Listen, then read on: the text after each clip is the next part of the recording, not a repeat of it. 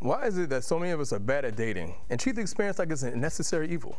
Join us for part one of our two-part series about relationships as we explore the pitfalls of dating next on Views and Vibes. I think I can make a difference because, like, one person can do a whole lot. I help UNICEF because every life is important, and by helping UNICEF, you save a life. If I was lacking in health or food, I would want someone to help me, so it's the right thing to do.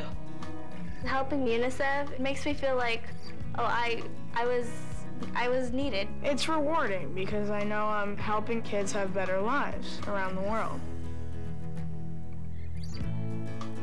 I really think we can make a difference. I feel very happy that I'm helping other kids because they get what they need because I'm doing something to help them get it. We're all together on Earth, and we need to help each other out, because that's what being a civilized person is.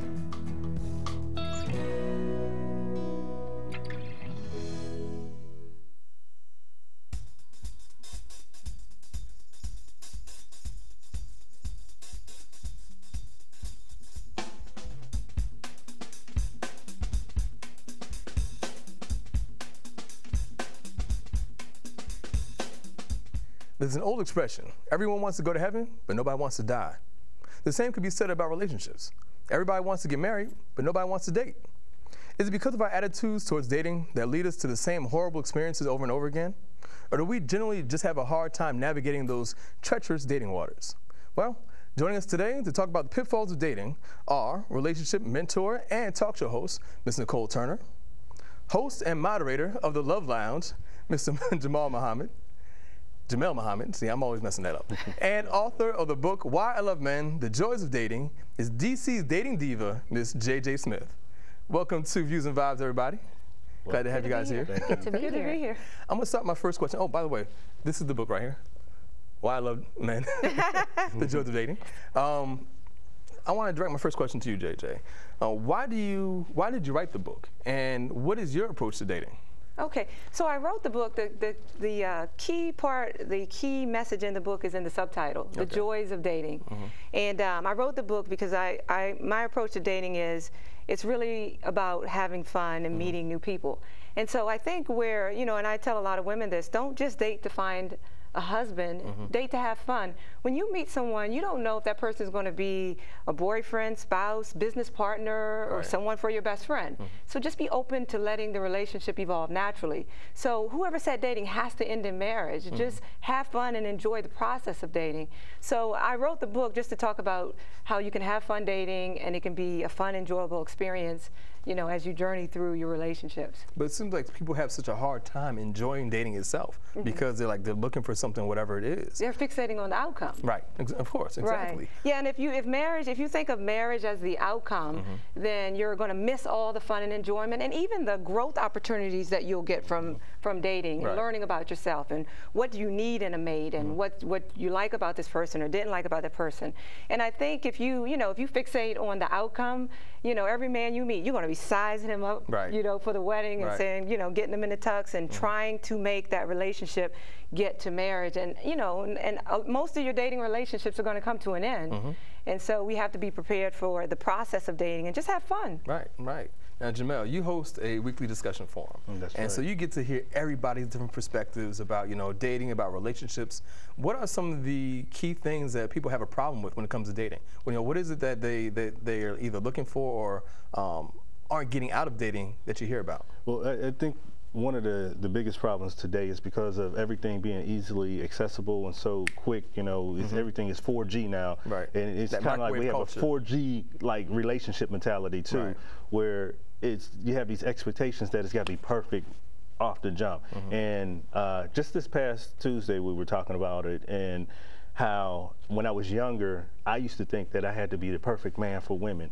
So when I go out there, it's like I give off this perfect appearance, and you got to have the perfect car, you got to have the perfect home, you got to have the perfect body, six-pack, and all these other things. And what happens is, just like she said, you miss out on the joy of getting to know somebody, just interacting with someone and having fun with them. It doesn't always have to go and end up in matrimony and, you know, you ride off into the sunset with doves and everything.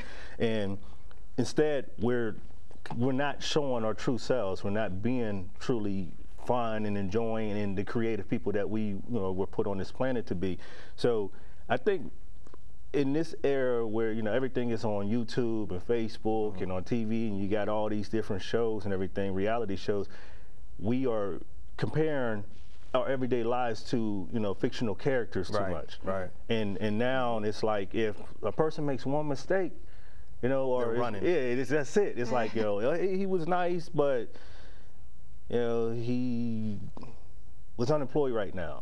Well, we're in a recession.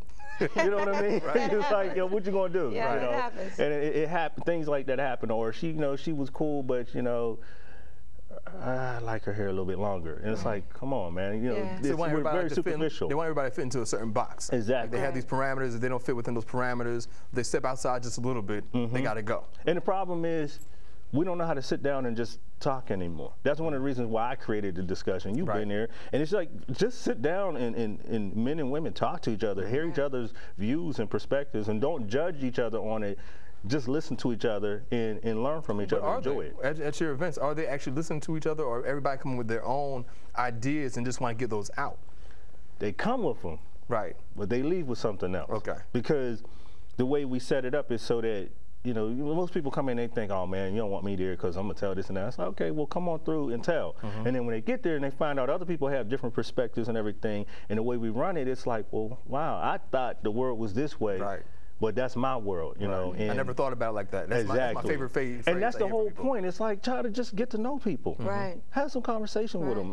And if somebody has a perspective or makes a judgment or opinion that you don't agree with, find out why they had this, instead of just saying, oh, you're wrong. Because that's one of the things, especially with black men and black women right now, seem to be clashing, you know, because it's like, you know, the women think this about the men and men think that about the women, and it's like it's written in stone. No, each situation is arbitrary. You don't know who is what until you get to really know and put yourself in their shoes. And Nicole, you know, it always comes back to expectations for some reason. You know, when we talk about dating people and the, you know, the unfulfillment people have with dating, it comes back to expectations. When you mentor, when you're doing your life coaching, you're actually sitting down with somebody who's going through relationship issues.